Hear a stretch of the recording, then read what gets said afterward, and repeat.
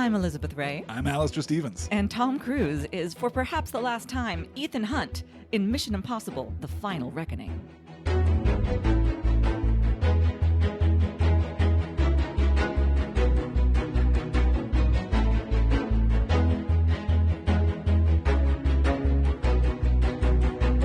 Do you think it truly is the last time? No, I don't. I don't think anyone really does. It's just hard to imagine. That I do think that it will be the last time that Ethan Hunt will be the star, capital T, capital S, of a Mission Impossible movie. Yeah. But we've left too many things open-ended, and this thing is a franchise. It's the only successful franchise that Cruise has ever had. Like, he's not going to make another Top Gun movie, but he can come back as, the John Voight of the Mission Impossible series. Now, he can come back in a position of authority, do one action sequence, maybe two, get some snappy dialogue, like really be the guy. And I think that there is a part of Tom Cruise that deeply wants to be the guy. Forever, yeah. I think that 5 years from now, it's going to be real tempting to go back to the well with, Greg Tarzan Davis and Pom Klementieff, and we'll just build a whole new team, and we'll have a more conventional team-oriented story. Right. Which was always the thing about Mission Impossible, going back to the TV show. It is a show about a team. It is a show about, it's got like heist structure to it. Yeah, sure. You need these characters with different skills, and you don't need that in the Mission Impossible film franchise. Ethan Hunt has every skill. Every single skill at the peak of human ability. Yes. There is nothing this man cannot do, even when perhaps he ought not to be doing these things. This feels so weird to be sitting down and recording this episode. This feels like a kind of fractured kind of time travel, because we are recording this show for the first time since October of 2024. We're discussing the first Mission Impossible movie we've covered since September of 2024, back when we talked about then Dead Reckoning Part 1. We're talking about the sequel to a movie that came out in June of 2023 that was itself originally supposed to come out in August of 2022 that started production at the end of 2019. Holy smokes. Elizabeth, let's do a quick check-in. Okay. How is your ongoing and lifelong path to, satisfaction and fulfillment with Mr. Thomas Cruise? I still think that he's a very talented performer with unparalleled twinkle charm. Sure. Who I would not perhaps trust in my life, but I'm not a fandom person. I'm not a fan. I hear that. You know what I mean? I That's hear not what that. I do. Have you watched a Tom Cruise film since we finished recording the first season Yes. of The Last Star? Oh, what did you watch? I watched Legend. I said I was gonna, and I did. Weird. Yeah, I watched it with the Weird. boys. Yeah, I wanted the kids to see it. I mean, barely a Tom Cruise film. And they barely watched it. Yeah, but... Oh, you do surprise me. The very elegaically paced Legend from 1985. They weren't just super so into it. cool. And I did the full director's cut too, because I wanted more of the unicorns. Of course. Yeah. And the soundtrack. And the soundtrack, I guess so. Although I don't mind the Tangerine Dream, but yeah. I think you preferred it. If we rewind the tape back to our original discussion, I think maybe you preferred I wanted it. to like the what was the other guys? I don't even remember, don't but I do remember. remember the I cinematic wanted story. to It's Horner, isn't it? Isn't it James Horner? I don't think it is, but I'm not really sure. Anyway, I wanted to like it, and I don't know, just didn't all that much. No, I just looked it up. I got the wrong Star Trek guy. It's not James Horner. It's Jerry Goldsmith, of course. Goldsmith. Oh yeah, yeah. No, I wasn't gonna remember that in a million years. So you're saying that the soundtrack didn't work so well for you, but the movie itself still held up? Yeah, no, I really enjoy it. Good. Yeah, I'm not going to say that it's a great movie, but aesthetically, I am very pleased by it. It has great things, and as we Yeah. said back at the time, Totally. just insane levels of horniness, mostly due to Tim Curry. But that is not the movie that we are here to discuss. No. We have the very important task ahead of us of discussing Mission Impossible: The Final Reckoning. Clumsy on the tongue every time you have to say it. Yeah. Why not Final Reckoning? Why The Final Reckoning? Yeah. What is the not just know. to slip into a social network bit, but what is the value of the definite article there, as opposed to just Final Reckoning, which flows better with the title of the previous film? Yeah, It from feels Dead more Reckoning consistent. to the final. Oh yeah, I It don't know. doesn't change I don't the know. semantic content in any way that I can determine. I don't have a game or anything for us to play, because who has time to develop a game these days for an episode Well, of The Last especially Star when in we watched Hollywood? this movie yesterday. That is perhaps a little asterisk that we should put on this. This is very much a kind of first response from us. We Saw have only yesterday seen the film once in the theater. theaters. We have not put together an exhaustive beat by beat. I'm going to be Right. relying on the good folks at IMDb for that part of today's show. But this is something in the spirit of like a first reaction, I think. Although I will say that I am not in any way unclear on my feelings on this film. You're not. Yeah. I am pretty damn sure how I feel about this particular movie. Okay. Which- do you want to jump right in with that, or you want to get to it as we go? I think it's an extremely flawed film that is still a pretty solid Mission Impossible movie in its last act. I think it puts a catastrophically terrible first foot forward. I think that like the first act of this movie is below Mission Impossible 2 in terms of its just quality, in terms of its coherence, in terms of its like narrative ambition. It is regressive and cowardly and dumb. And then the second act really picks up. Yes. And then I think the third act is like really solid modern Mission Impossible storytelling. Do you disagree with that, just as a gloss of where we are? I don't know. So when you say the first act, are you how much are you talking about? It was a very long cold open. Is that basically what you're talking about? No, the entire cold open, everything basically through to the beginning of the actual Sevastopol mission, when Ethan dispatches Benji and the team to go to the listening station, and he goes after the Sevastopol directly. That is the point at which we transition into the second act, and that is the point at which it starts to work. It starts to function. Yes, I would agree. Get mostly out of the mire of flashback and explanation and voiceover. I kind of liked the flashback, though. The flashback was fun. It gave me that feeling of like, oh my God, is this really going to be the last one? Which I lost by the end of it. But at the time, I enjoyed that. And like being reminded of, everyone we've met along the way. And I like what they've done with the editing job there, too, that they've managed to take all of these different directorial stamps on the Mission Impossible franchise and kind of McQuarrie them just a little bit to make them feel like a little more cohesive. Like you're seeing things from Mission Impossible 1 alongside Rogue Nation, and they kind of fit. Like not really, but they kind of fit. Yeah. But the production story is, of course, a complete mess. We'll get into all of that on the other side of a feature that I had forgotten we do on this show. Oh yeah. First off, I have to do the trailer game. I'm so sorry.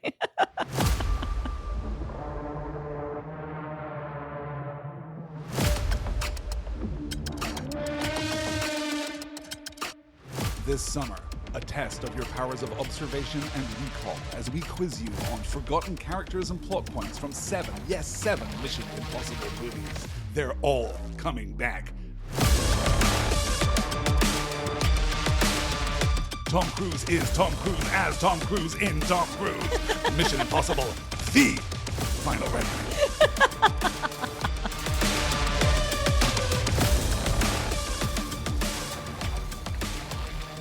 So, Mission Impossible Dead Reckoning is released in June of 2023 amidst ongoing work on the sequel and this constant drip of new announcements. In July of 2023, the following month, the SAG-AFTRA strike calls a halt to production. This is on top of the WGA strike and, the global pandemic. Remember, we're already a year past the point at which this film, Final Reckoning, was supposed to have been released per the original announcement in 2019. Wild. So our timeline has already slipped beyond all reckoning, beyond all understanding, beyond all reckoning. Yeah. That would have been a better title too.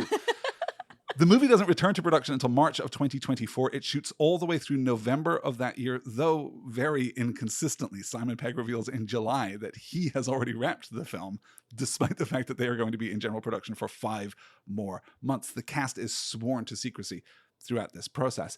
It's in November of 2024 that the new title is announced. No longer Dead Reckoning Part 2, now The Final Reckoning. It is once again, of course, directed by Christopher McQuarrie. It is once again written by McQuarrie and his co-writer on Dead Reckoning, Eric Jenderson. Fraser Taggart is credited again with cinematography. Unlike the previous film, though, Lorne Balfe isn't credited with the score, despite actually working on this film for 4 years. Oh, man. He was present. His name was removed from the credits list 8 weeks before the movie was finally released. So Lorne Balfe definitely worked on this a lot, but his name was replaced by Max Arage and Alfie Godfrey, 2 guys who are Lorne Balfe protégés. Oh, so they're coming from the same school, and it sure sounds like a Lorne Balfe movie. I don't know that I could have picked out any differences in the score, though I will say the score didn't really strike me. It didn't really connect with me. Very similarly to Dead Reckoning. I enjoyed it in the end, because like without the score, the end was very slow and still for a minute. There was a lot of like, this person's face, this person's face, this person's face. The final sequence at Trafalgar. The music was giving us everything. It was doing a lot because... Lots of heavy lifting there. I'm not sure that I believe that those people were ever in Trafalgar Square at the same time. I'm kind of 50% confident that we shot it in Trafalgar because it's Mission Impossible, and why wouldn't you when you've already established that as a location in the film. But it doesn't necessarily feel like Simon Pegg and Pom Klementieff were on set in that same day. The whole giant cast is back, as we've generally alluded to already, with a couple of additions and one staggering omission. Despite the promises that were made to us by Christopher McQuarrie, Vanessa Kirby does not, in fact, return in this movie as Alanna Mitsopolis, the White Widow. So sad. That's going to cost us like 5 places on the big list at the end of this discussion. No question. What happened there? Do you know? I have no idea. What a shame. It's kind of great. a black box. I will say McQuarrie has been a little bit more honest about this movie than he has been about the production of other films. But there's this idea that Dead Reckoning and Final Reckoning were supposed to be produced concurrently. They were supposed to just shoot alongside one another to make the most of Tom Cruise's like limited years of activity that he has left doing these crazy stunts. And then they would be edited apart and released like that. But it seems as though partly because of the pandemic and partly because of the compressed timeline, it looks as though Dead Reckoning was half what was originally supposed to be Dead Reckoning, and then large chunks of what was supposed to be the final film just retrofitted into that plot structure. So we start production on the Final Reckoning with almost nothing, with a skeleton. It's just holes, and then, of course, McQuarrie's approach to filmmaking is to live in the moment of the emotional reality. He will find the performance from the actors on the day, and that emotion is what matters, not the actual text, not certainly the dialogue that they are saying, but he will rebuild the plot around the emotional notes that he's getting from the actors, which sounds like a really interesting way to perform, at least. That sounds like that would be an interesting challenge for your Haley Atwells. You know, find something interesting in this moment, and we will literally warp the entire film around that moment to make it pop, which I think is why the highs of McQuarrie's Mission Impossible movies are as high as they are. Because he's really fundamentally trusting the actor on screen. He understands that cinema is a visual medium. Yes. And he's really trusting the actor to just pop in that moment. So when it works, it really works. But then you have to backfill all of the explanation, which leads to the first hour of the Final Reckoning. There was a lot of information given to us. I remember at some point in the theater, and we were like 40 minutes into this movie, when I turned to you and said, they're giving me a lot of info here. How much do you think that I have to actually retain? And you said none of it. None of it. And I was like, okay. Not least of all, because every single plot point is going to be repeated 6 times. Yeah, for sure. There's an interesting GQ article that went up the week that this movie came out, which I was reading this morning before we sat down to record. And in it, McQuarrie talks about going to a test audience. And partly because he's so interested in that emotional reality, in that emotional truth, that moment of emotional luminosity and transcendence, he really trusts feedback from test audiences.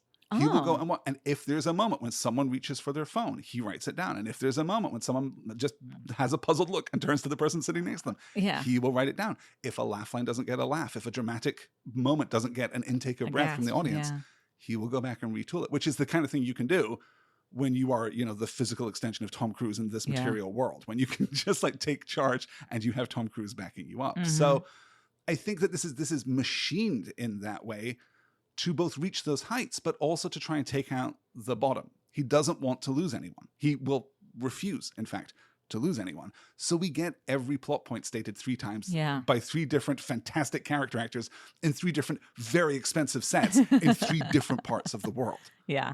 It's phenomenal. But then you lose entire things. In the cut, of course, I'm complaining about Vanessa Kirby not coming back as Alanna because I think she's terrific and extremely attractive. But also we're losing much more important stuff, like a character arc for Luther, who has been with us from the beginning. The only guy who has been with Ethan Hunt in every single movie is just kind of shuffled off in a fairly uninventive, prosaic kind of way, in a way that you can see coming from the very beginning. And partly that's accounted for by Ving Rhames' real life illness that had to be accommodated a little bit. But also there's no space or time to really invest in Luther as a character here. He is just another talking head who can try to articulate something about Ethan that feels profound. Another example of this is the complete dropping out of the story of Marie, the flashback girlie, our first victim, the girl killed by Gabriel in the first film, where McQuarrie was swearing up and down that this was an incredibly important character. We were going to get her complete story. He wanted like the most powerful and beautiful actresses in the world, including Julia Roberts, to play that role. Instead, he went with this unknown European actor. But he promised that was going to be paid off in the second movie. Not only is it not paid off, we get literally nothing more from it than that same flashback that we saw. Which is even weirder because we see it again. Yeah. So odd. So that clearly is not the intent. And there is this real sense that this film was built out of parts that were intended for a different purpose. Yeah, and there's that whole cult in the beginning that we're told about. The introduction of the Doomsday cult. Infiltrated everywhere. That only pays off twice, but it pays off in ways that are completely... It pays off with the guy in the submarine who tries to kill Hunt, and then there's the guy with the president who tries to shoot the president, that we're supposed to understand is Doomsday cult adjacent, or at least by inference is Doomsday cult adjacent. But it doesn't pay off. No. And it doesn't reflect the moral, practical, political framework of the world as it's presented to us. We'll get into the beat by beat in a moment, but I do want to anticipate one move here right at the beginning. Do you buy this as being 2 months after Dead Reckoning? Oh, gosh. I mean, no. Yeah, no. Too much in the world has changed. Doesn't work at all, does it? Yeah. Which is weird because, it super doesn't need to be 2 months. You could have said anything. You could have said 2 years. You could have brought it into line with the release date. Yeah. You only have to change that one line. Don't tell me you can't get Angela Bassett back to do that one line. You absolutely could. And just changing that one line would have helped the entire movie make more sense. It's true. We've been living in this darker world now. Things are harder and more fractious, more politically charged, more dangerous. Can we talk about how great Angela Bassett was, though? Forever. She's so phenomenal. terrific. Returning for the first time since Fallout, although we do see her picture. We see her presidential portrait in Dead Reckoning. From time to time, So great that we managed to get her back. I know that McQuarrie wanted her back for Dead Reckoning, but couldn't because of COVID restrictions. So much gravitas. Isn't she just brilliant? Oh, so good. That opening monologue is too damn long. It's too long. It's way, way too long. And it's the closing monologue that they give to Ving Rhames is also too long. Ving Rhames gets effectively 3 monologues in the course of this film. Yeah. They are all too long, and they're all the same thing. Bad. They're incoherent. They literally do not come to a point. They literally don't have the whole idea. We're trying to present this as being. It's all about the choices you make, right? Your life is the product of the choices you make. Seems to be the beat that we're returning to again and again, but tying this into the choice. Faded. Exactly. At the same time, we're talking about destiny. Pick one. Now, don't get me wrong. I, like Alec Baldwin, completely buy Ethan Hunt as the manifestation of destiny. I understand that that's what we're doing. But that's what this story is. It's not a combination of choices that you make in your life. The infinite number of choices, as Luther says, that you make through the course of your life that defines who you are. In the real world, I kind of believe that. Right. But that is clearly not evident in Mission Impossible. Yeah, he's really played as a... Ethan Hunt as a savior of the world, as was foretold. More so in this film than ever before. He is approaching Christ status in this film. And everyone on every side understands that and believes it and agrees with it. Which is kind of great, honestly. Because it wouldn't work if anyone said, Ethan Hunt, no, that guy's nothing.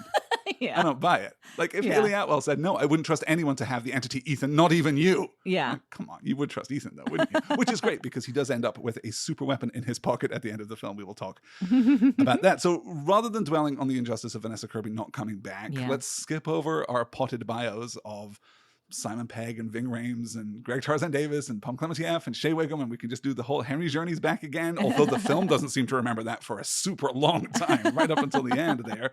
Let's talk about a couple of new members of the cast, beginning, of course, with Hannah Waddingham. Hannah Waddingham, yes. Hannah Waddingham was born July 28th, 1974 in Wandsworth in London. Her mother and both of her maternal grandparents are opera singers. Hannah has a full 4-octave vocal range, That's which is amazing. Impressive as hell. Yeah. She attends the Academy of Live and Recorded Arts in London and begins her career on stage in 1988. She has been in 1,000 plays, including playing the witch in Into the Woods, including playing the Wicked Witch in The Wizard of Oz, and the Lady of the Lake in Spamalot through much of its formative run. She did not originate the role because, of course, the actor who originated the role of the Lady of the Lake in Spamalot when it was opening in Chicago was... You're looking at me blankly. No, I'm sorry. Oh, you didn't know that it was Sara Ramirez, Calliope Torres? I forgot. She originated it? She originated the role. I knew that she played played it at some point, but I did not remember that she originated it. That's insane. Every single thing about that role suggests Sara Ramirez and Hannah Waddingham. Yeah, no, These are definitely. big, and that's why presumably the Lady of the Lake had what is it, 6 numbers in the first act Yeah. of Spamalot originally, and then they cut it back. Crazy. Yeah, and those songs are insane. Yeah. They're impossible for basically anyone to sing. So yeah. That's why you get yourself a Waddingham, for sure.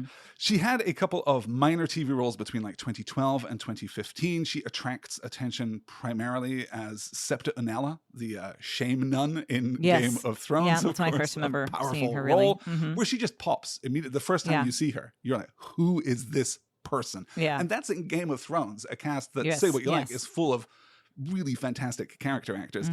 And of course, she is now best known for her role as Rebecca Welton in 3 seasons of Ted Lasso, where she is an absolutely perfect smoke show of a goddess. And I've got nothing for it. She's that show, not always good. Not always good, but Hannah Waddingham, always good. Just lights up the screen every time. She has released an album of Christmas music. She has done all kinds of stage things. Amazing. She loves doing these guest castings. In an interview with the Times of London that was released just last week, I will link to this in the show notes, she describes herself when they're asking her about arriving at fame late. She says, first of all, that she does not care about fame. That she's actually quite a private person, but she loves the adventure of the opportunities that are now being presented to her. Sure. She describes herself as being, quote, ravenous for the fun of it all, end quote. Wow. Which I don't know if that. Listeners at home know that you generally have a quote, a motto, some kind of affirming statement written in lipstick on your bathroom mirror. Oh.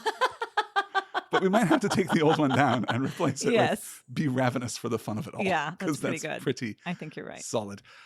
We also, of course, have to talk about Tramell Tillman, who is phenomenal in this one, who is just so magnetic on screen. He is born in 1985 in Washington, D.C. He originally enrolled in a pre-med program at Xavier University in New Orleans.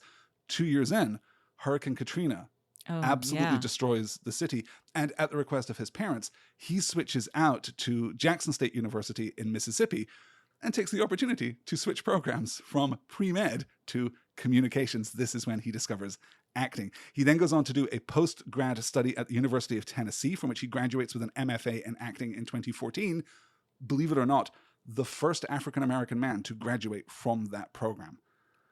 In 2014, which is kind of, He relocates to New York City. He starts putting together this really interesting and idiosyncratic career in television and on stage. But then in 2022, he is cast as Seth Milchick in Severance and gives just this uncannily complex and subtle and unexpected performance. Yeah. There isn't a standard line reading that comes out of that guy's mouth. Not a single one. And that's true, too, here. Yeah. I think he's so magnetic. I don't always love what they do with him in Severance. Yeah. They lean on him real hard in the second season in a way that character was not intended to be load-bearing. Exactly what I was going to say. Yeah.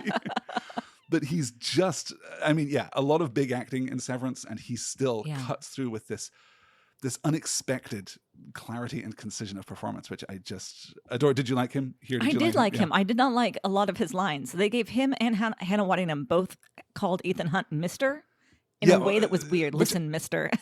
Which so strange. That is like an American naval thing, though. Is it? Right? I think it is that is like the formal way of referring to someone who is not an enlisted officer, right? Someone who does not have rank in the Navy is to refer to someone as Miss. But it does feel very pointed. It does. And you're right, it's bad for Hannah, but it just feels so like 50s to me. It feels so, gee, thanks, mister. You know what I mean? Tillman is saying it every other line. It's weird. Too. Yeah. It begins to like so clang. Overloaded. Yeah. Not his fault. But his energy is fantastic. His energy is terrific. Yeah. That little like side-eye smile he gives at one point. I don't even remember what the context was. I just remember thinking it was amazing. I would, out of preference, switch the two of them. Although Hannah Waddingham on the submarine and him on the flat top. I think I might, because it would also spread out the queer energy in the film a little bit. Not to suggest that Hannah Waddingham does not have queer energy, because she absolutely does. Yeah. But I think that we wind up with this very like queer submarine, which I kind of like. And the one straight guy, the straight reading guy on the submarine, is the guy into an who asshole. attacks. Right? It's true. I will say, in general, I was really delighted by the way that this film made basically every person in the military who had a line, or at least the vast majority, usually a woman or at least a not straight male presenting person. Yes. Or I suppose, a person of color. They did a great job with that. It was really cool. We're thinking in particular of Katie O'Brien, who I think plays Kodiak is her codename. She is the queer girl on the submarine who has the joke about "don't wreck my suit" or whatever it is that she said. But she's, my God, her screen presence is fantastic. Is it a she pronoun? I'm always curious about that. I believe that she is she, her. Okay. I believe that is true, but I would have to check. Big they, them energy. So. Sure. And if I'm incorrect about that, I sincerely apologize. As I said, we're preparing this very shortly after we watched the film for the first time. And I'm afraid that I don't know her. Fun in Twisters, too. I don't That's really the only thing that I've seen. That is her. You're completely right. Mm-hmm. Yes. Yeah. Fascinating. Okay. The other actor who really stands out as an unexpectedly diverse piece of casting, I suppose, is Sidney Cole Alexander, who plays one of the two Osprey pilots when he's getting shipped out to the drop zone, where he's getting dropped into the ocean above the submarine. That is Natalie, she of the big smile from Severance. You can't tell because she's all in her mask and helmet. Yeah. But it was just great that we have two female pilots there and we just don't talk about it. Cool. Yeah. It's extremely, diverse and cool. A thing that you can't often say about Mission Impossible. We do have a room that is mostly full of Angela Bassett and a bunch of cishet white dudes. Yes. But then the one cool woman who's also giving big queer energy. Do you know who that is? No, who is that? Because she looks so familiar. Okay, that is Janet McTeer. She has had a very prestigious, she's an English actress. She's had a very prestigious career, mostly on stage. She's been in 1,000 things on stage. She's been nominated for all kinds of awards. She's been nominated twice for Academy Awards for very small films that you haven't seen, but she really, really stands out. She is terrific in this film. She plays the Secretary of State in this movie.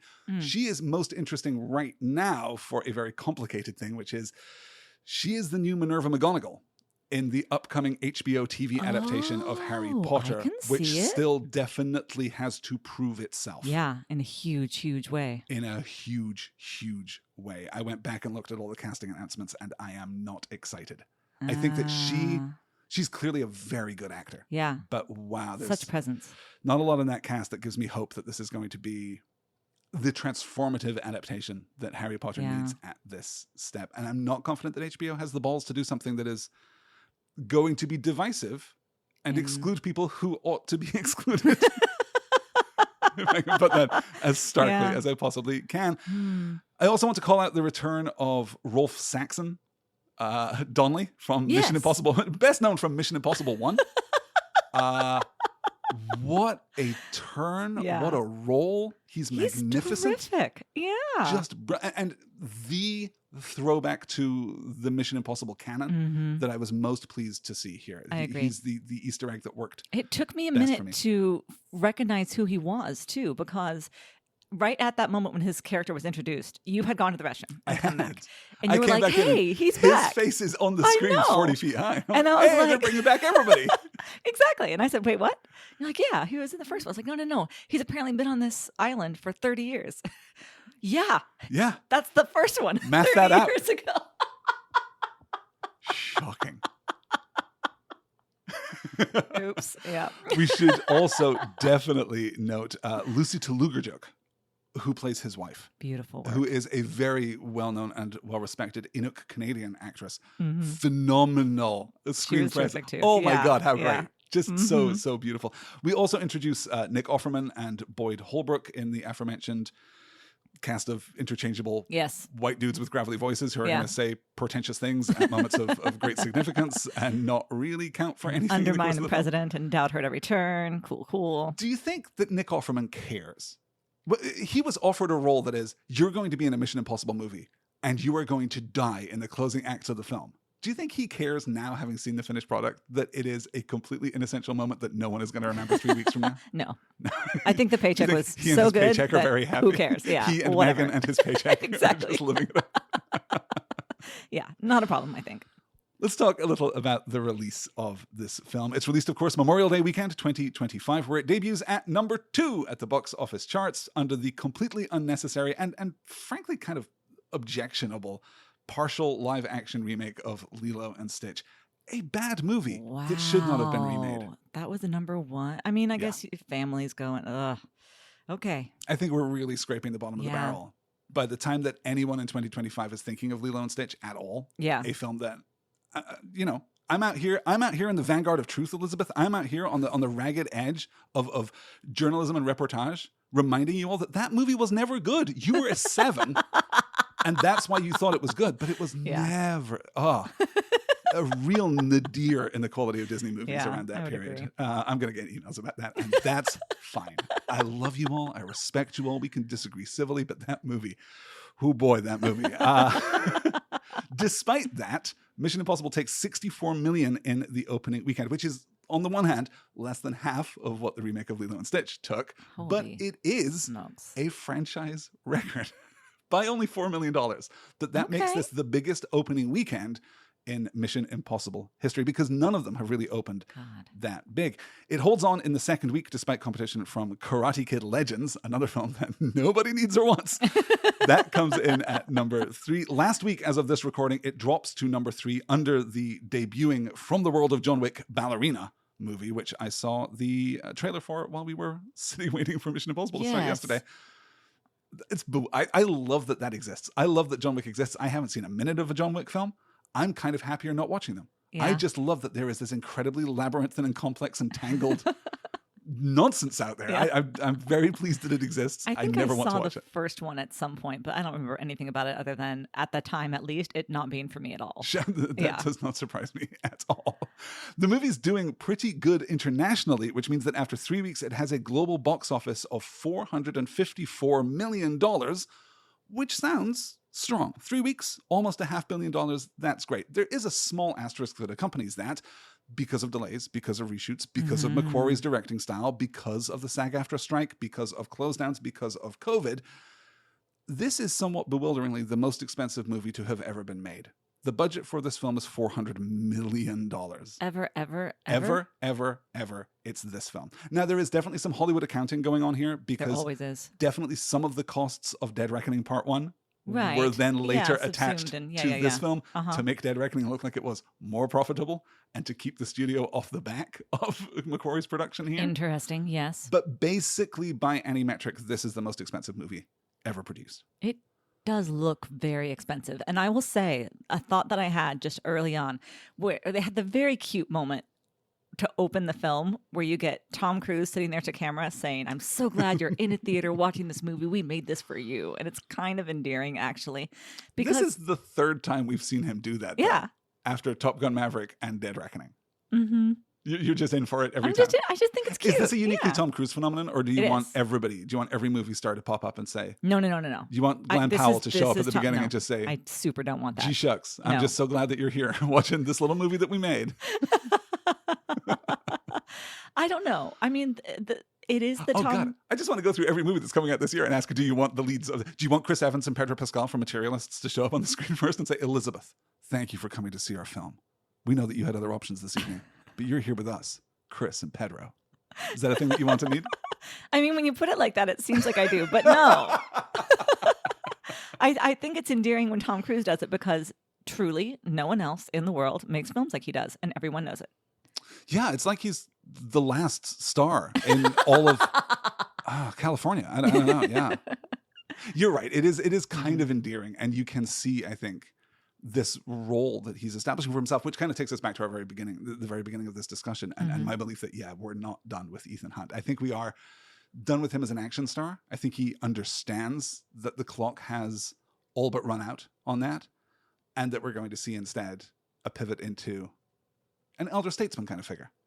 It wouldn't surprise me. Would you be interested in that? If they just announced, maybe it's McQuarrie, maybe it's someone else, maybe it's someone new and interesting, would you be interested in? We're rebooting the Mission Impossible franchise. It is going to be a bunch of actors you like doing a team mission. And by the way, Tom Cruise is definitely going to show up at the end of the second act, just to give some gravitas. Probably. I think I would be interested in that. Yeah. I would need more information. I'd need to see a trailer. I'd need to know the director team, the directorial team, I suppose, production team. But maybe, Be interesting, though. Yeah. I'd be open to it, at least. Open for sure.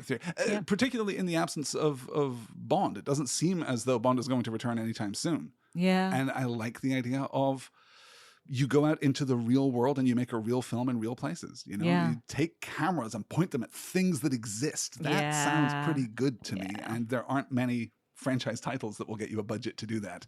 Bond being one of them, Mission Impossible definitely being one of the others. So right now, just to kind of put this in its historical position, Final Reckoning is doing a little bit better, like literally $10 million domestic better than Dead Reckoning did, but both are a long way behind Fallout. We're not going to see Fallout kind of numbers from either of these two final films. I do think Fallout is still the best one. I think so. Yeah. Not to spoil where we're putting this movie on our list, but yeah, Fallout is still the best. Fallout is basically the perfect synthesis of everything that Mission Impossible can do. I think so. I don't know that you're ever going to make a better realization of this format than that film. Was. Yeah, this is agree. Also, we should note, the longest movie in the Mission Impossible franchise. It did feel a little too long. There's not as long as it feels. I think it's only 7 minutes longer than Dead Reckoning. Dead Reckoning felt long. Yeah. Dead Reckoning, I should note too, while we're talking about the production and the team coming together to make this film, I think this film looks 100 times better than Dead Reckoning. I completely agree. Yeah. I remember having a real bad taste in my mouth after watching Dead Reckoning because I was so looking forward to it. I had seen like pieces of that car chase for like a year and a half teased. So I was really excited and stoked. I love Haley Atwell, and of course she didn't disappoint. But the movie itself really let me down, especially the thing that I just keep remembering is the really clumsy fight choreography in combination with clumsy camera work that just made it all look so cheesy. Whatever was happening where Macquarie and Taggart combined were relentlessly breaking the line of action, as we discussed in our Dead Reckoning episode. That's all gone away now. Now we're actually shooting the fight cinematography very clearly. Yeah. I think we're introduced first to that in The Rescue of Paris, when we just have, a 5-person action sequence in a hallway. It's very limited. It's very focused. It's very intense. And it plays out beautifully and completely comprehensibly, which, definitely differentiates this film from the last film. I will note that though Final Reckoning is only 7 minutes longer than Dead Reckoning, it is a full hour longer than Mission Impossible 1. Yeah. That is how much these films have inflated. Mission Impossible 1 doesn't feel like a short film. It doesn't feel like a slight film. Yeah. It feels like a full dinner. But we're really in a different field. Times they have it now. changed. Is there anything generally you want to call out before we move pretty quickly and pretty imprecisely through the beat by beat of this plot? I don't think generally. Yeah, I think we can move into the beat by beats, and then we'll come up to the things I want to talk about. It's going to be pretty fast. Okay. So we open on this VHS message from the president to Ethan. Why VHS? That's so weird. Because it has to be analog, separated. Yes, it has to be separated from the entity. Naturally, okay, the entity has taken over cyberspace, a word that no one has used unironically since 1998. It's kind of a cool word. It is a good word, but it doesn't feel. The entity has taken charge of our AOL portals. The information superhighway. The information superhighway. ICQ has been completely corrupted by the entity. If you just say the internet, though, it's not as cool. The internetity? Yeah. Yeah, it's not as good. You're right. We do need something a little more, and something that feels a little more global, too. Right. Something that feels a little more pervasive, right? Yeah. The digital space, the digisphere has been corrupted by the blogoberg. I don't know, whatever you want to call it. So we get this VHS message, which is brilliant in its lack of subtlety. Not least of all because, Ethan, we don't know where you are or how to find you. Thank you for collecting this VHS that we just sent to you. You haven't responded to our texts, our emails, our WhatsApps. We really tried to reach out to you. Ethan, have you heard about your car's extended warranty? We're concerned. It's been 2 months and he's gone off the radar. This does not seem like the proper kind of introduction to that storyline. It feels much later. It feels much more dire. But you can completely forgive it because Angela Bassett's a queen. So terrific. This delivery is impossibly clipped and perfect, and the diction on that woman, outstanding stuff. So the only way to stop the entity is to, this is rehashing the end of the first film, find the original source code that is protected by the cruciform key inside the Sevastopol, the sunken Russian submarine. Do something with that, which hopefully Luther's working on right now. I guess we'll find out about that in the next scene. And also keep it away from Gabriel, who is just now an ambiguously evil dude. We're not entirely sure where he is in terms of the plot. And we have this tension that is never really going to resolve between controlling the entity and destroying the entity. Yes. We're never really able to articulate properly the stakes of that. Yeah, because the president says, what is her full name? President Sloan? President Yes? Erica Sloan. Erica, that's right. People Yes. call her Erica, which is People so call her weird. Erica. Well, you call Yeah. the president by their first name. When the president is a woman. Exactly. Anyway, so President Sloan says that destroying the entity will lead to the end of the world, that it has to be Yes. something else has to be done. That basically we would plunge the world into a technological dark age because we would be destroying cyberspace. We would be destroying the internet and all of its attached technologies. With spoilers, that does not happen. No, but we don't movie, also really destroy it. We just kind of like catch it like a genie in a bottle. I don't really know. Yeah, and this is partly the problem, is that you're trying to set up stakes for a conflict that you are not interested in resolving at the end of the film. We're not actually going to have to pull the trigger on any of this, which means at the very least, just at like a basic narrative level, cut it. You don't need it. Get it out of this goddamn movie. Allow us to focus on the things that are actually important. So Ethan is once again the only guy. He's the only guy who can do it. And we get the great... One thing that I love about McQuarrie is when we do this message will self-destruct in 5 seconds, it is always so understated. Yeah. I love a cool, understated, self-destructing message. Yeah. We should mention here, 40 minutes into our recording today, that you did not go back and watch Dead Reckoning before we watched the final Reckoning. No, I had meant to, and then just kind of forgot. And then we did this very last minute. Like, hey, we should go see this movie tomorrow. Yeah. And in a way, I'm glad I didn't, because I feel like that would have been too much Mission Impossible. You know, I would have gone in fatigued. Yes. And I don't think that's the right way to do it. And then I also got so many flashbacks that I really feel like it was probably okay. I think that you made the right choice. I did watch Dead Reckoning again, and this feels uncomfortable when viewed alongside the movie that should be its direct prequel. Right? It feels as though the disjunction between these two films is pronounced because I just watched Dead Reckoning. Coming into Final Reckoning, Dead Reckoning had this is not the weird, movie you set up. Slapsticky lightheartedness sometimes that I did not care for. But also this odd sledgehammer of emotionality, you know, with the death of Ilsa and the drama of all of those scenes basically in Vienna. I think Dead Reckoning is a pretty good movie. Like, I still quite like it, but it doesn't serve Final Reckoning at all as an intro, as an appetizer for this film. So I kind of regret watching it. Not least of all because it forces you to kind of wrestle with these shifts, these transitions, these retcons. Yeah. In a way that if you just haven't seen that movie in a year and you get the blurry kind of holistic version of here's an impression of all of Mission Impossible right at the beginning of this movie, I think it works a lot better. We then get the pretty swift reintroduction of Benji and of Luther. Let's talk about Benji for a second. Let's talk about Benji. I think this is Simon Pegg's best work that I've ever seen.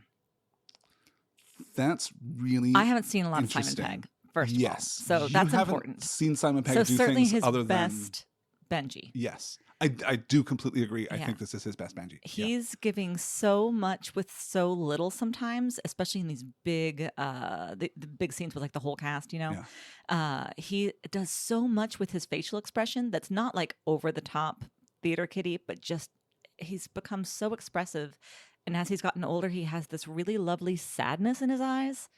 I really enjoyed his performance. I think he's kind of always had that sadness, but it has certainly become heightened, particularly following his very well publicized struggles with alcoholism and addiction issues. Yes. He looks a lot older than he did even in Dead Reckoning. And then you go back to Fallout and it's like, Fallout wasn't 15 years ago, which kind of looks like how much time has passed. But, you know, he is, I think, really beautiful in this film. I think he's really extraordinary in this film. I think he basically doesn't put a foot wrong. And I think he manages to do things that he's never been called upon to do in a Mission Impossible film before. Yeah. And to have that whole last sequence where he's like slumped with a pen in his chest as he's walking Grace, as he's walking Grace through doing surgery on him. Or I guess it was Paris. It wasn't. It was Paris. Yeah, anyway. While Grace is saving the world. Yeah. While Grace is saving the world. I think he's very, very strong. And you're absolutely right. In that third act in particular, I think he's terrific. Stands out. And again, you know, as we move into the third act, hopefully we'll be able to find some enthusiasm for this movie as we're moving through it. So we get this brief introduction to Luther, who is going to then reappear in these fragmented flashbacks. He gets 2 extended monologues after he dies on screen. The timeline is completely is fucked. And also, especially in the beginning, and this was another time when I was just like, I can't care. We had at least 3 timelines going. Yes. Very confusing and unnecessary. Cutting intercutting. Inter and back. Yeah. And we're just, you're right. It is baffling. Absolutely. Why would you think that is the best way to do? Just no reason. This is the point at which you asked me how much of this am I supposed to be paying attention to, and I said it's a tone poem. Yes, it's like a what tone you're getting poem. is just you're getting, as I say, like a sense impression of we're saying all the right Mission Impossible things, and we're playing the right music, and the camera angles, all the lighting looks familiar. Yeah. These are actors, don't worry about it. Just let it wash over you. It's true, like because there were times where it Mission felt like it was Impossible. all a part of one conversation, and I realized that he was wearing something different. Yeah, and I was like, wait. This is a different intercutting from Tom Cruise to Tom Cruise in a different scene and a different time, but we don't know where or when either of these things are happening. Or which one is like current. Like, or what happened first. How is this? It's insane. You spent 5 years shooting thousands of hours of footage of these actors. How is this the best thing that you could find? Which isn't to say that as a tone poem it doesn't work, because it does. But okay, only as that. But yeah, at the same time, you have to address. Does the world need a tone poem of Mission Impossible? Probably not. This kind of extended trailer. It takes me back. I made this somewhat hyperbolic, somewhat exaggerated criticism of Dead Reckoning and the introduction of the entity, the introduction of AI as the foe. Mm-hmm. And I observed at the time that it feels a little weird because Dead Reckoning feels like a Mission Impossible movie made by an AI, like a generative AI, like a large language model, because it feels like a slightly askew rehash of all these familiar Mission Impossible things that don't quite fit together, right? Like Tom Cruise has too many fingers in this one scene, and this arm turns into a shirt in a weird way. You know what I mean? It's like it's disjointed in the way that AI generation is disjointed. Oh, I take it all back. Dead Reckoning is a masterpiece of cinematic precision and discipline compared to the opening of Final Reckoning. It is. The opening is tough. There's just too much going on. But then pretty quickly we get into this rescue sequence in Austria. We find out that Paris is being held in Austria by American law enforcement operatives Shea Wiggum and Craig Tarzan Davis. Yes. Because what are nationalities now at this point in the Mission Impossible verse?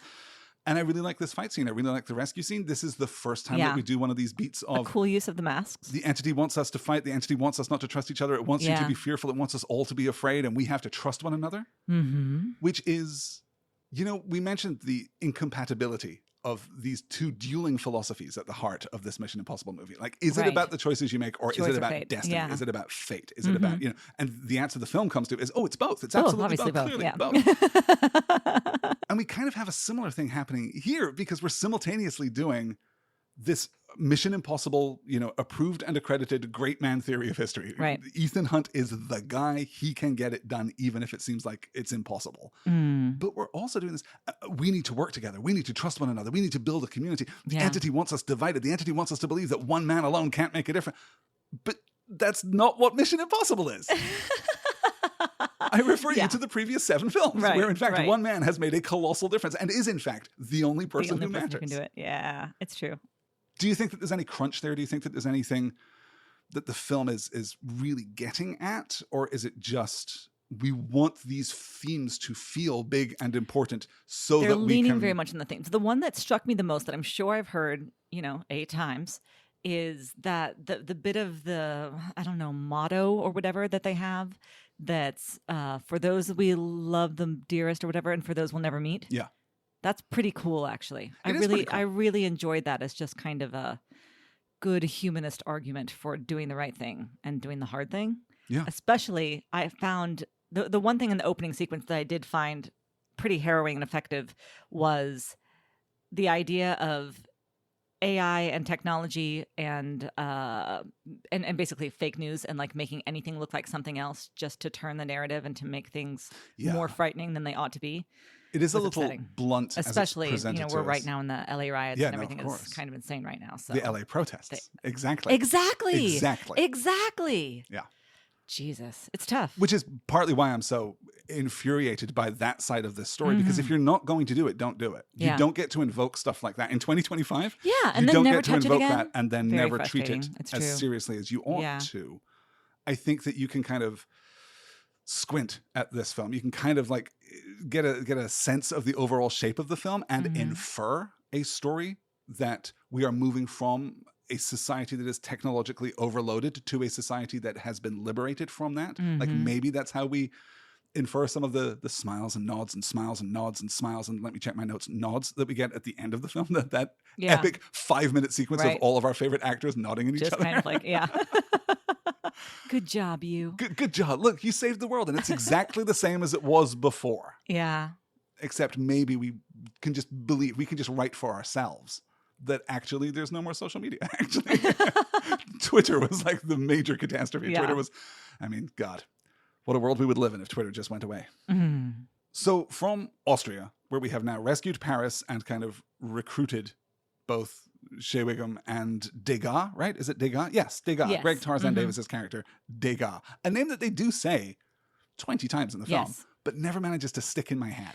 Well, especially because the first few times I heard it, it sounded like Degas, which is weird. Oh, okay. But then when it was Degas, I was like, okay, no, I get that. Yeah. So you managed to hook it in there. Yes, yeah. What do you think of his performance? What do you think of Pom Klementieff? What do you think of Shea Wiggum? Really Can we good just in kind this? of gloss all of these performances right now through the span of the film? Sure, yeah. He wasn't that striking to me in Maverick or in Dead Reckoning, but I thought that he did really great work here, especially because his opening sequence was so powerful and so wordless. He had to do a lot just with his face.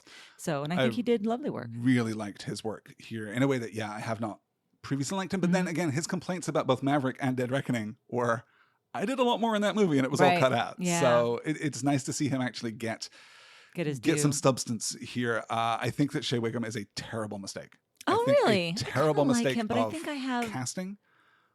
But also, this character fundamentally does not work.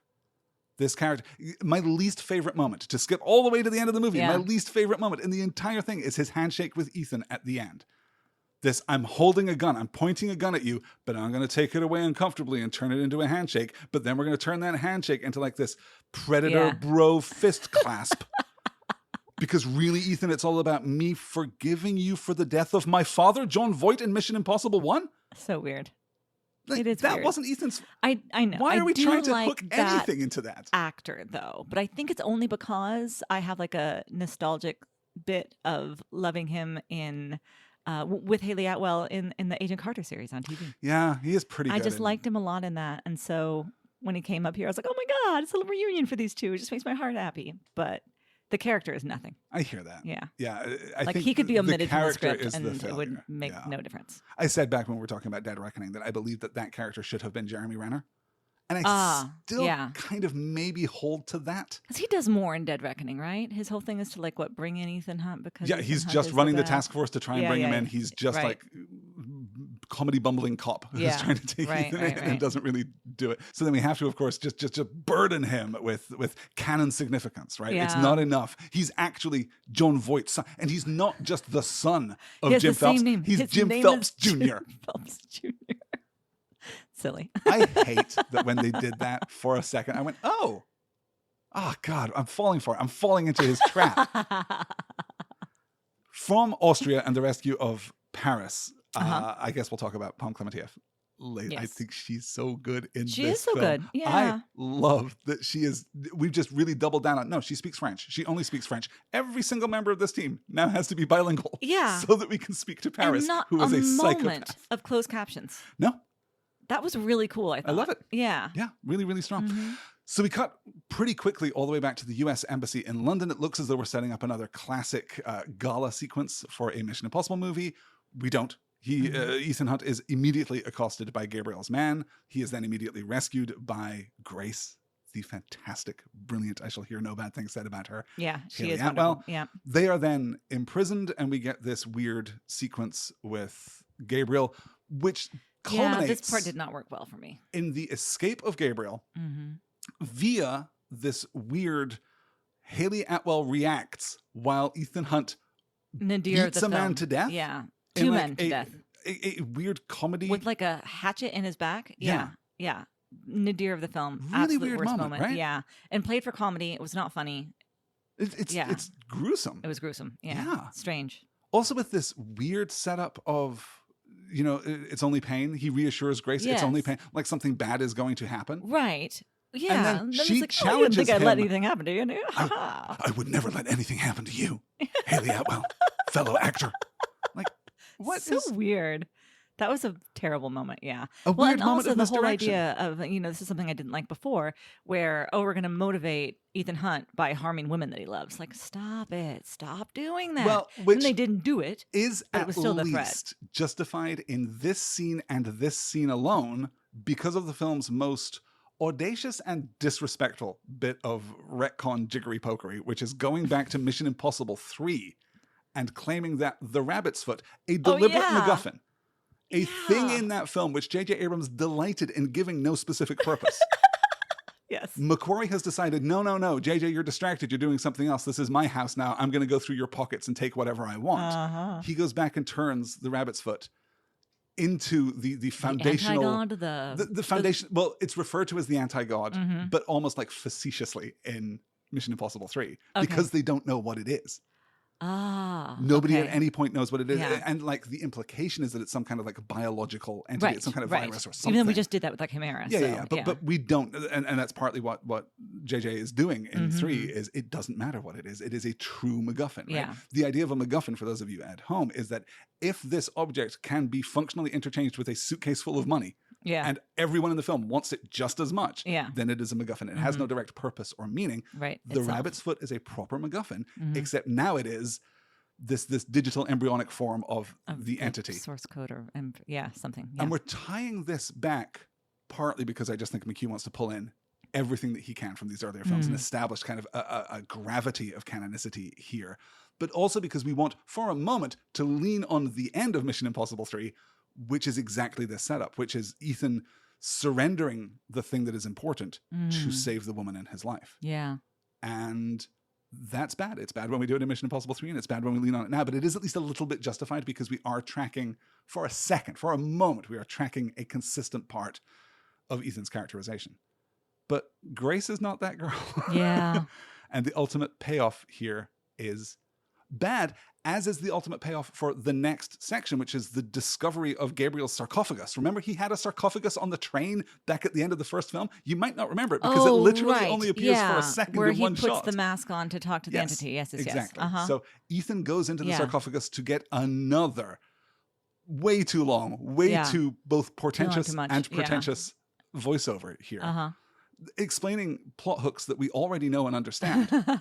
And we get this weird moment from Paris where she warns Ethan as he goes, you'll be changed. It will change you. Yes. Spoilers, it does not change him at all. Yeah.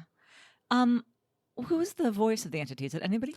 That is a really interesting question, and I do not know I was the curious answer. at the time because I just assumed that I would, of course. Yeah. I just assumed when the voice started talking that I would start to recognize who it was, or even that it would be some kind of distorted voice of Cruz, which I thought would be really interesting. Oh, okay. Interesting. Okay, this is not completely confirmed. But if this wasn't I'm surprised by this answer because I thought I would recognize the voice, but it does fit with Dead Reckoning. Apparently, it is Simon Pegg.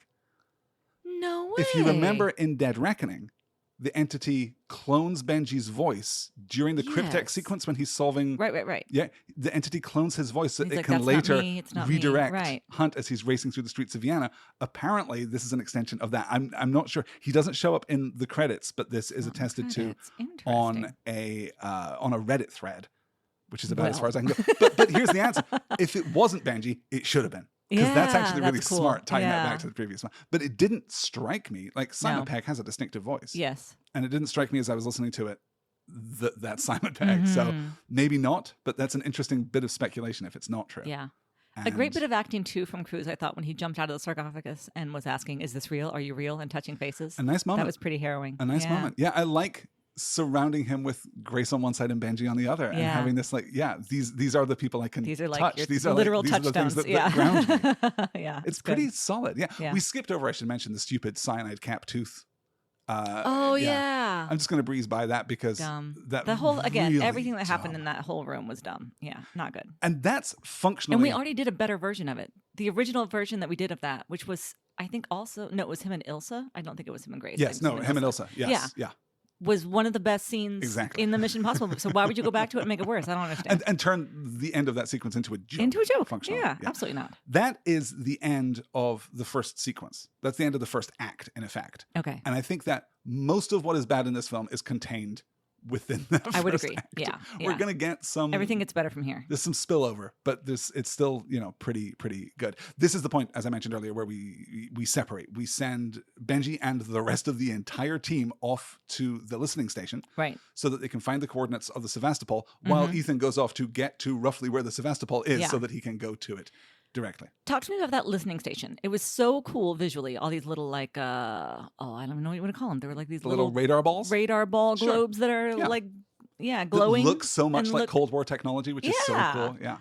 Real thing, stage production. No, absolutely. Well, I mean, I'm sure it was staged. I'm sure they didn't go to a real listening station. But things Why like that. Why do they glow exist. like that? I don't think that they glow in real life. They probably don't. It didn't make any sense to me to have them glowing, except maybe to insulate them from the extreme cold. Like maybe I honestly as a. Don't know. That's they an looked really question. cool though. Yeah, it did look. It looked awesome. Like sci-fi fantastical. Yeah, but it was neat. Yeah.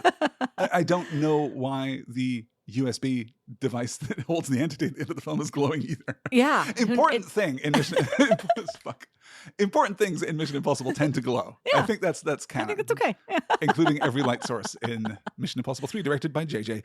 Abrams. So do we want to pull these? So I guess, first of all, before we really get into that, we have to acknowledge the bomb under London. We have to acknowledge Luther disarming the device, Ethan getting the poison pill. Yeah. And this whole process.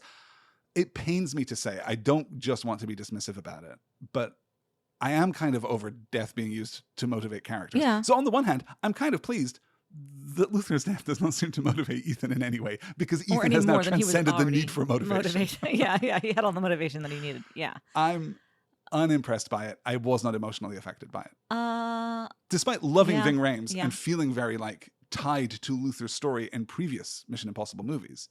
I thought his performance was really good, and I was sad to see him go. And I was glad that he went out such a hero. But yeah, it didn't stick with me. It didn't resonate. And so then when he came back with the voiceover at the end, it felt a bit saccharine. I almost said treacly, which is a weirdly British way of saying that. But for someone who's not British. The entity is getting into your mind. The entity is just Anglophilia.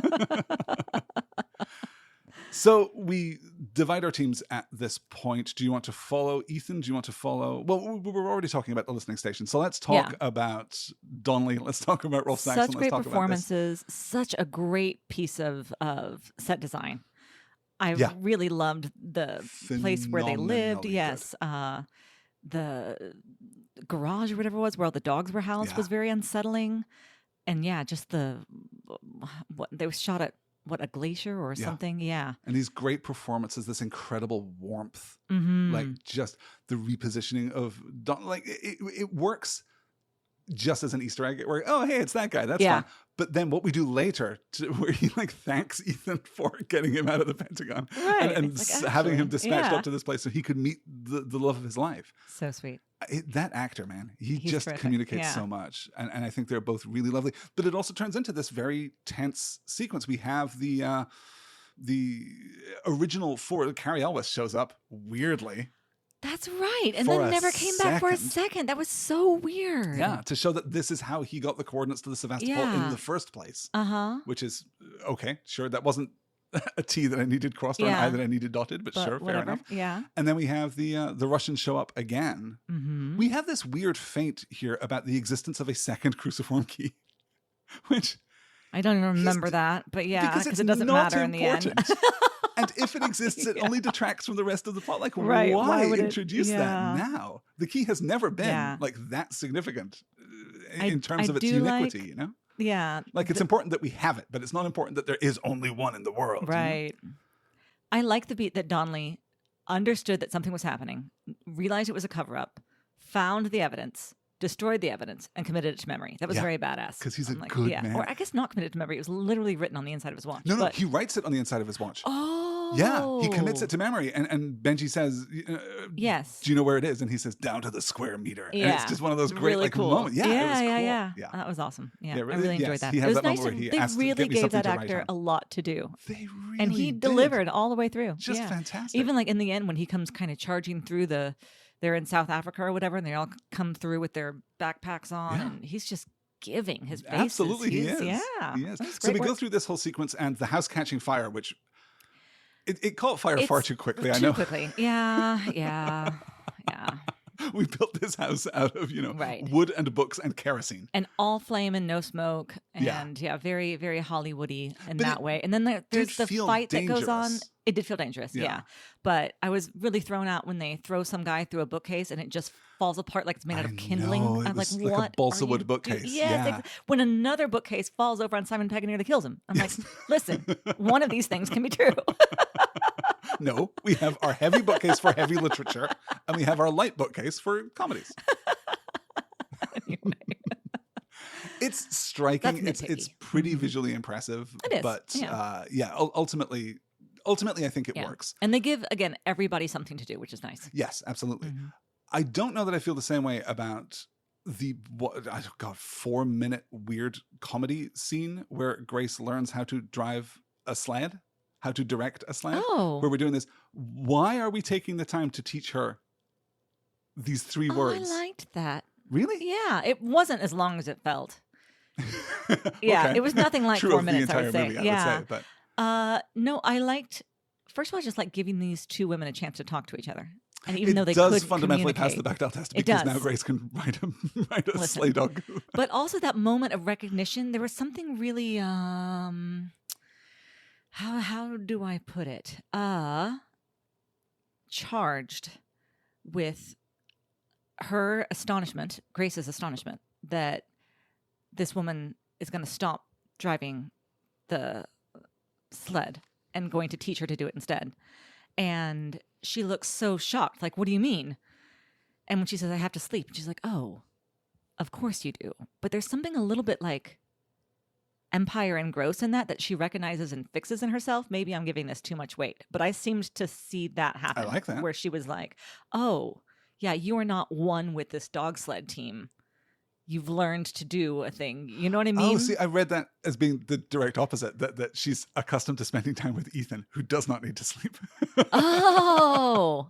Yeah, now I'm working with people who have human needs and frailties, which I guess is not like, Yeah. that's not the opposite of what you said. It's a kind of, variation on that. Yeah. But yeah. It makes probably more sense for a movie that is not as thoughtful. Although I would give Haley Atwell all credit for being an incredibly thoughtful actress. She's just stunning throughout. Again, much like Simon Pegg, I don't think puts a foot wrong. I think in general, the supporting cast is extremely good. Agreed. It really is the structure of this film that hampers one's enjoyment, particularly through the first act, the first half.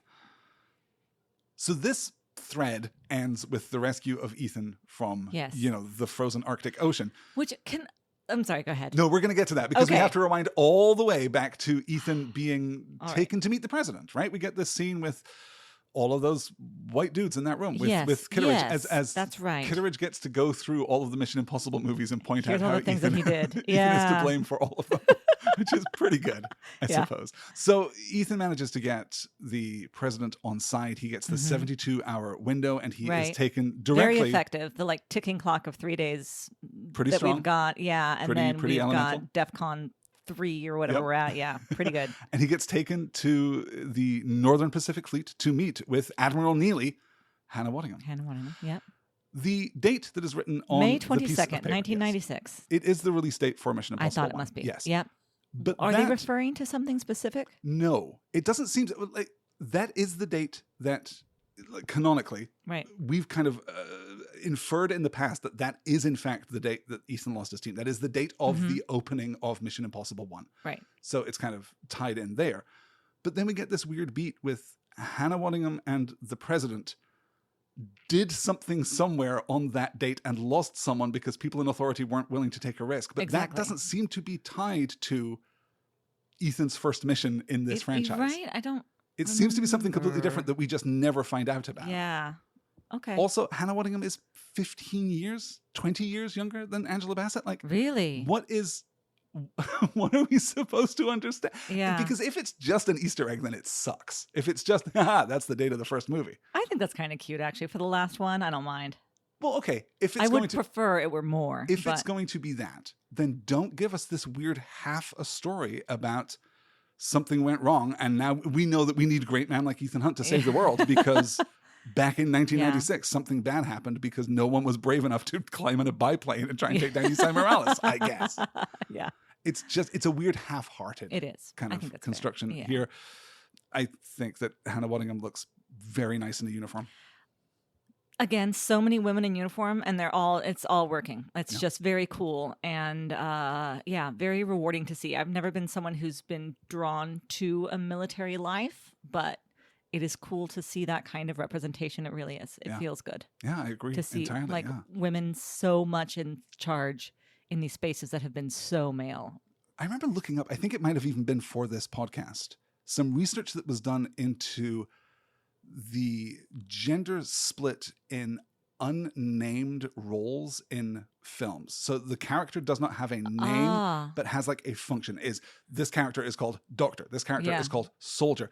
And it was like a 10-year span where 100% of unnamed soldiers in American movies were played by men. Yeah. There wasn't a single woman. There were women who were playing soldiers, but they all had names and were larger parts. But you're building out the ensemble with just men, which is interesting, complicated. It's I'll see if I can find that a bit of research and drop that in the show notes too. In any case, Ethan is now dropped off. He's taken by Osprey to the Bering Sea. The Ospreys are attacked by Russian planes.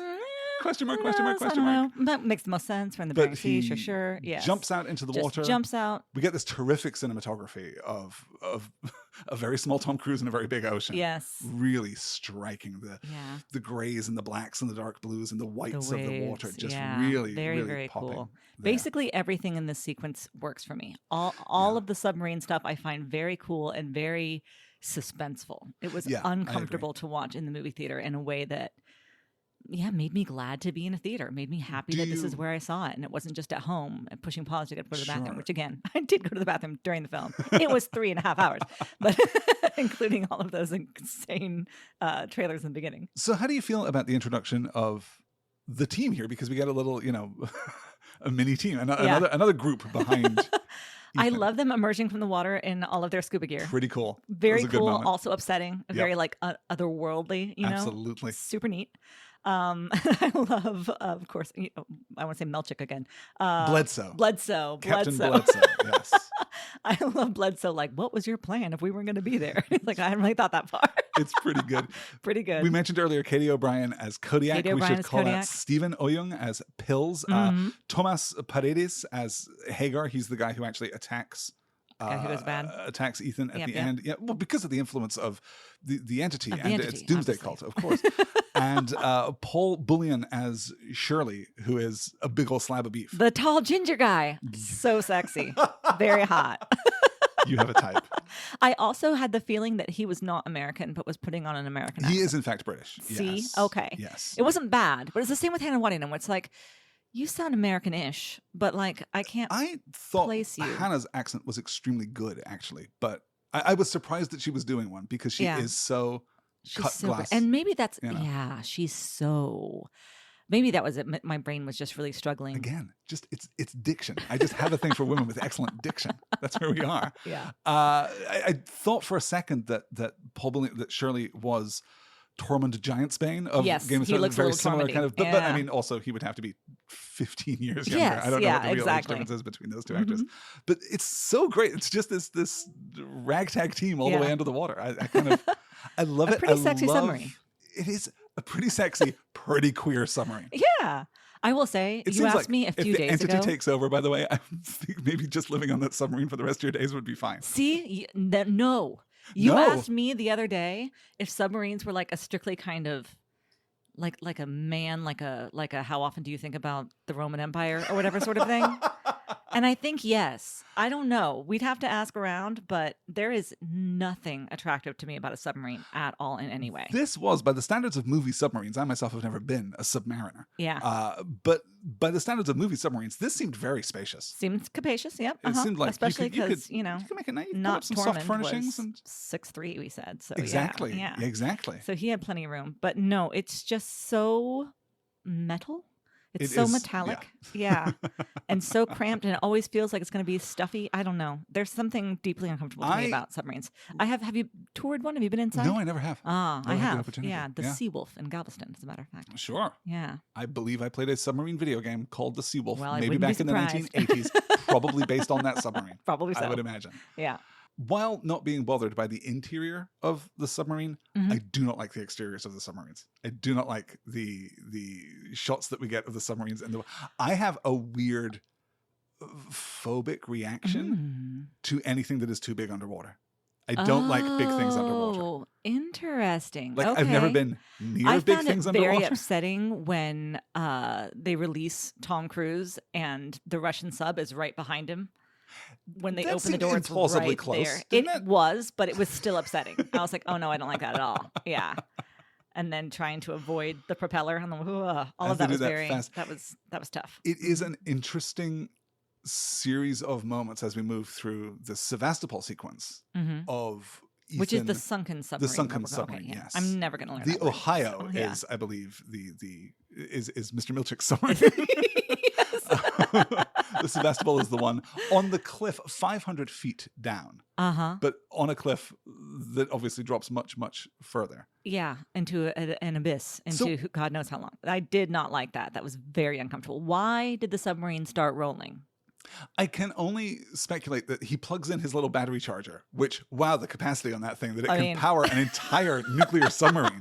Pretty good. It's not bad technology, honestly. That's going to keep your iPhone charged for years at a time.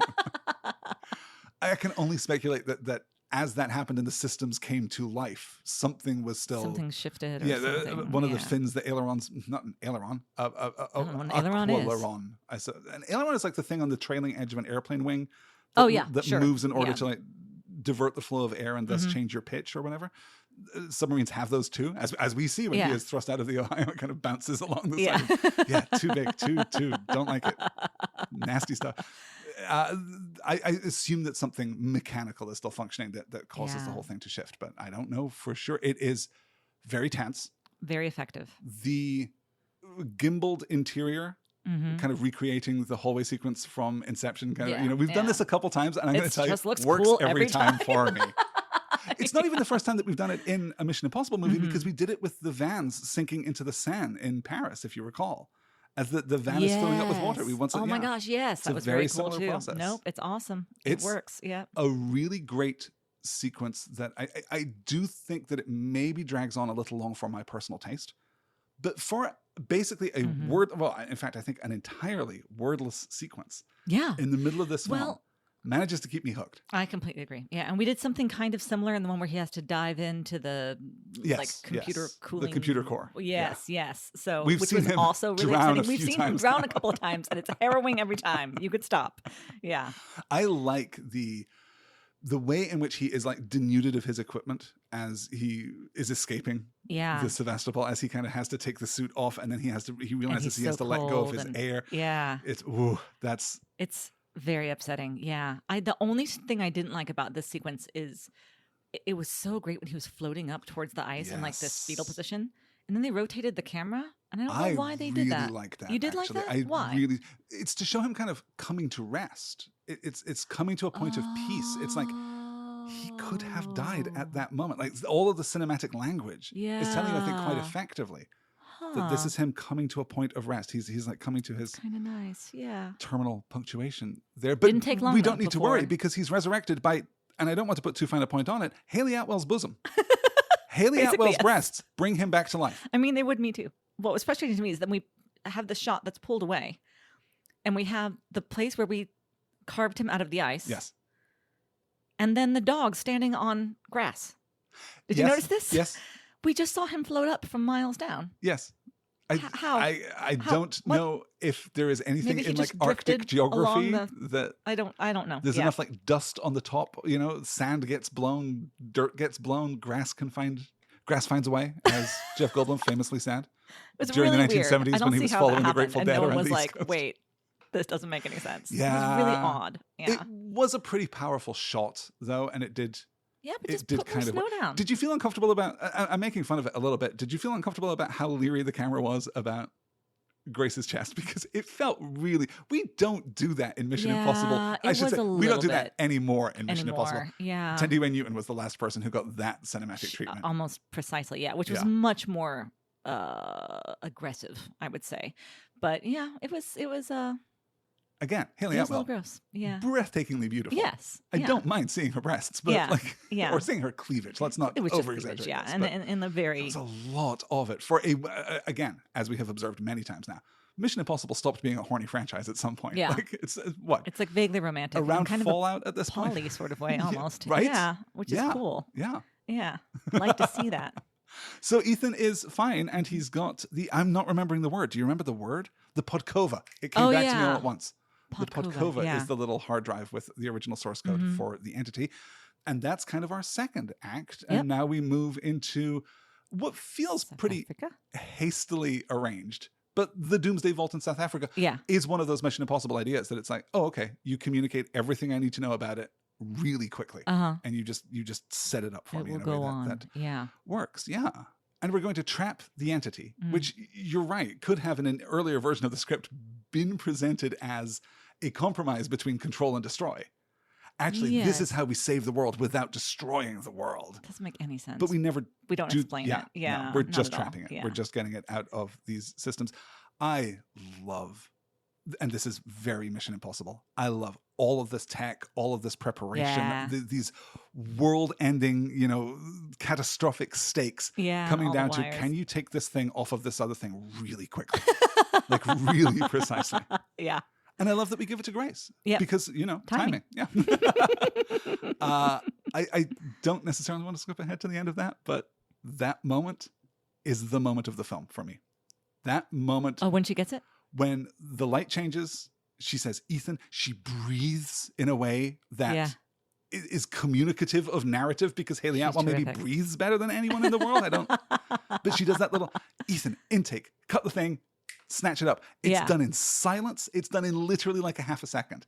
It's beautiful. Oh my God. Yeah. I wanted to take off my shirt and run around the room. That was like, this is cinema. You did it, you guys. This is exactly what we're here for. Fantastic. Like, I think that is a completely uncompromised moment of triumph. Like that moment understands what Mission Impossible is better than maybe anything else in the entire film. Yeah.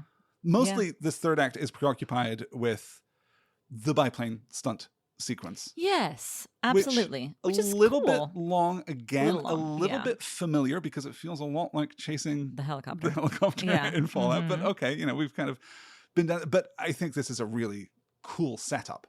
Yes. It really plays with the power of these are physical objects in the air. Yeah. The thing to me that was a shame is that especially all the stuff that was done lower on the ground that was like up above the rivers. Yeah. Looked CGI'd, even though I know it's not. It's Tom Cruise. I know he's not CGI. Some of it has to be composited. Some of it has to be composited. You can't really fly that low, can you? I mean, if someone's going to do it, it's going to be Tom Cruise. But I know. But I don't know. That's a question. I'm the not clambering sure. around basically worked for me. I do feel that maybe we did every version of that like 3 times, and we could have maybe done it twice, and maybe that would have been fine. But a great, powerful set, like classic Mission Impossible, right? Divide the team, give everyone a super clear job to do, and then let them do it. Mm-hmm. How do you feel about Degas helping to dismantle, like getting a line that says, I might as well stay out here because I can't do it. That plot's not for me. Nobody cares about me. I am not a stake in this, so I might as well just hang out here. I'm going to form a little polycule with my friends here. Did you like him? Did that whole sequence work? Yeah, no, I like him a lot. Yeah. I'm having trouble because I remember this sequence. It's really cool. I'm loving the colors. I'm loving all the cinematography. I'm loving all the stunts. This is the biplane sequence specifically. Biplanes, okay, yeah. And I'm trying to remember what then happens, because we've got Gabriel. He finally. You have forgotten the dumbest moment in this entire film. Thing. Gabriel jumps out and he's like, "Only one of us has a parachute." Yes. Mwah, ha, ha. Which is not true, because Tom Cruise, Ethan Hunt has a parachute. Has 2 parachutes. There is another. He's got a packed parachute that has the main chute and the emergency chute, which is what he has. But he's not wearing it. It's just in the plane. So technically, Gabriel is the only one wearing a parachute. Okay. In that moment. And then you are forgetting that he lands nuts first. Yes. No, he jumps out and then his face gets like sliced on the tail fin of the plane hits him between the legs in a... Oh, I thought it was on his head. No, and then his head smacks. And then his head smacks. And we see blood streaked and he falls to earth and we don't see the body. The body is not recovered. Can Gabriel return in Mission Impossible 9 or 10 or 12? I just had a minute where I couldn't remember what happened, but you're right, that was it. It's the dumbest moment. It was. And it's funny because I laughed at first when I don't remember Yeah. why I even laughed, but then it suddenly became very gruesome. I was like, oh God, Yeah. I feel a little bad that I laughed. But Tonally a little bit. Tonally weird. Shot. Yeah. Okay. And it's hard to maintain the flow of these events because we are cutting back and forth between. So much. The biplane thing is happening, which is individually great. Yeah. The stuff in the server room with Benji, he has been shot. He is that moment when he sends Ethan away and then reveals that he has been shot. Yes, very good. I thought he'd never leave. Shaken by the hand, so really good. strong. Yeah, really strong moment because he very knows good. that Ethan Hunt cannot permit a human to die on his team. No, that's true. Doesn't care that much about other. Like in the abstract, he doesn't want people to die. But yes, he would have held Benji's flesh together with his own hands if he had to. So we get the whole sequence in the server room with Paris performing this emergency surgery. So she's doing great work. All three of them, fantastic, pitch perfect. Agreed. Then we've got Degas and Donnelly and Mrs. Donnelly outside dealing with the larger bomb, recreating what Luther had to do earlier in the movie. Which is nice. Yeah. 10 seconds to run. Yeah. We have to stop this from exploding all the way by making it explode a little bit. Yeah. It's like, okay. It's interesting. Yeah. Weird that we're, doing this twice in the same film. All of those three things I think are great. I think so. We are unfortunately intercutting that with the adventures of President Sloan back in her bunker as the counter is ticking down, and we're doing all of this weird stuff with we're going to preemptively launch a nuclear strike. We're going to preemptively launch a nuclear strike at targets including one American city, which we are painstakingly not going to. No, so that they can pretend that they are victims too. Oh, that's what the gamble is. That it clearly wasn't us who fired our weapons first. Because why would we wipe out Philadelphia or whatever? Yeah. Okay. Yeah. Yeah. Interesting. The precision with which they do not name the target city is obnoxious. Yeah. We don't need any of it because no moral decision is being made in this moment that is going to have any consequences. I get Sloan deciding effectively to trust Ethan. Yes. Fine. Okay. But we don't need it because we know that we've already established the stakes for people we care about. We don't need to reestablish those stakes for millions of people all over the world because this is already, apocalyptic world-ending stuff. It's already doomsday. Yeah, yeah. Either Ethan wins and we live, or Ethan fails and everyone dies anyway. And the moral choice that you are making in this moment is inconsequential. But at least we're going to spend a lot of time on it. Doesn't work for me at all, unfortunately. Yeah, I'd agree. Although again, Angela Bassett doing pretty strong, incredible work. Ethan's plane first catches fire, which is a really upsetting, and compelling effect. And then his parachute catches fire. Tom Cruise now holds the Guinness World Record for most jumps with a burning parachute. Oh God! Because he shot that stunt 16 times, and it's like, God, even a full second, 2 seconds, maybe a second and a half. Maybe. Very cool effect. Don't get me wrong. It's upsetting. Yeah, very upsetting and very cool. But yes. But yeah, and then still manages to float to Earth on his emergency chute. Obviously. And he's there in this South African hillside. Yeah, pretty cool. And I'm wondering if this is the afterlife. I wonder if he's going to turn around and Ilsa and Luther are going to be there. I wonder if we're going to actually commit to it. Because by this point, I have completely dispensed with the idea that the film is going to kill Ethan. Yeah. It just doesn't have that kind of momentum to it. This is not the story where Ethan Hunt dies. I would agree. Right? Yeah. It and certainly not in this way. Yeah, exactly. Once we're out of the first act, because I think the first act is trying to make you think that is how it's going to play out. Tying him back to everything, making the release of the entity kind of Ethan's fault if you really misinterpret the events of Mission Impossible 3.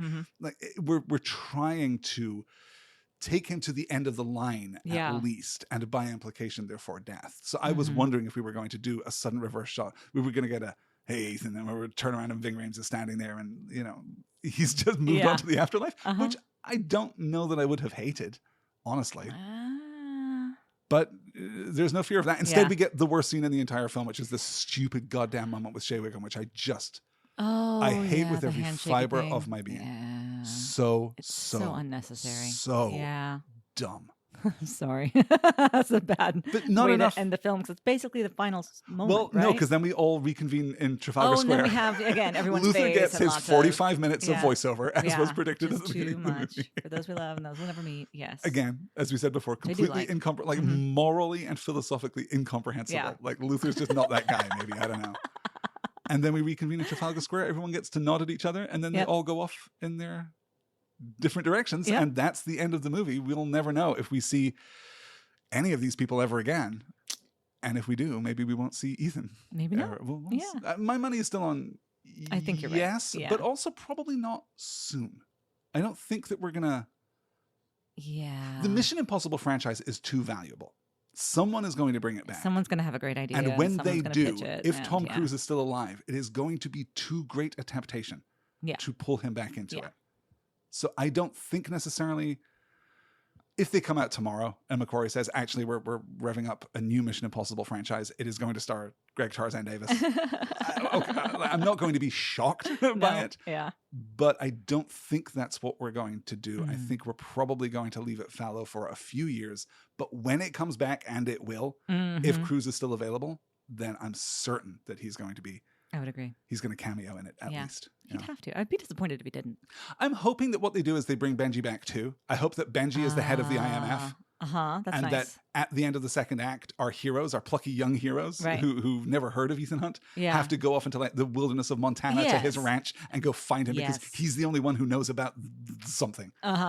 He's the only one who can give them a MacGuffin that will allow them to and he'll get that's cool. Not me anymore. You know, he'll give one of those like gravelly performances. Yeah, I think that's cute. Basically, I like that idea. Yeah.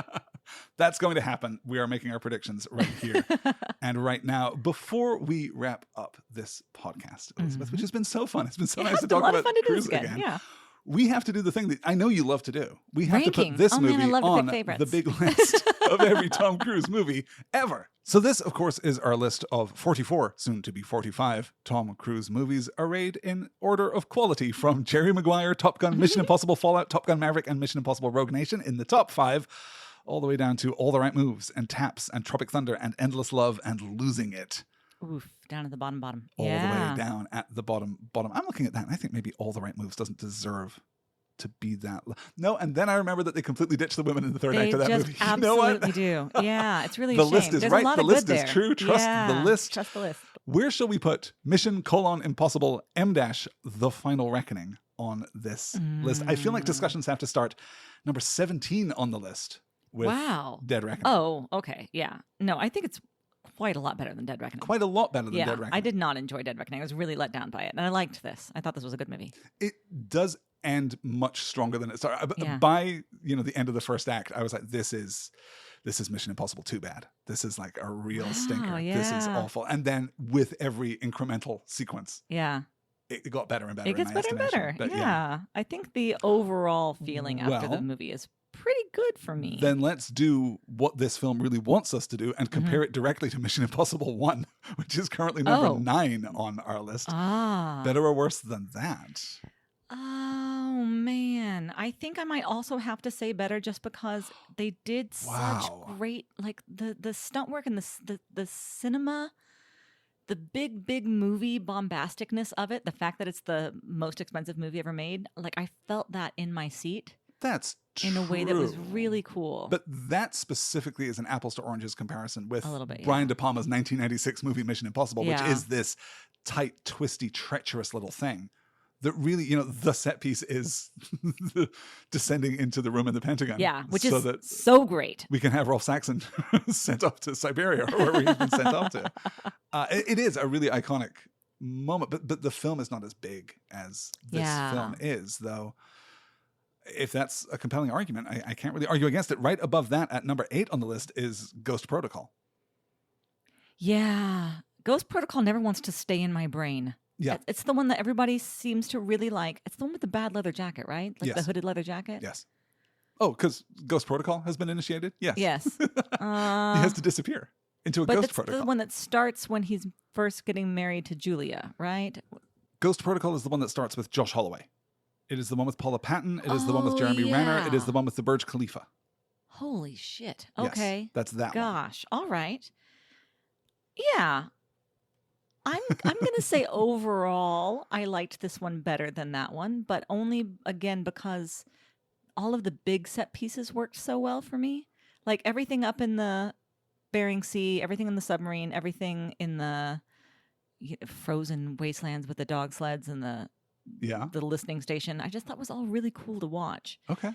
But I wonder if I hadn't seen it in theaters, if I would still feel that way. Which is the point. right? That's the special sauce. You that's can't the really, special. you can't really argue your way. If you had seen the Burj Khalifa sequence in cinemas, right? maybe you would feel differently about what does feel like a middling action sequence when you see it on screen. But then you have to remember that that's followed by that amazing Tom Cruise run through the sandstorm, which is so good. But Jeremy Renner is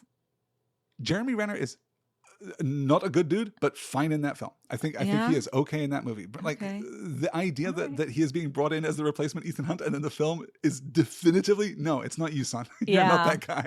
We're going to put you in a shitty suit standing next to Tom Cruise just to demonstrate how cool Tom Cruise is, I think is great. I would have a really hard time putting Final Reckoning above Ghost Pro. I think this is about where it lives. So if you want to put Ghost Pro first, and then what that would keep it at 8. That would move. Personally, I would be down a couple points. I would be down putting it around. I mean, Magnolia is a mess of a movie that has spectacular high points, but also some weird low points.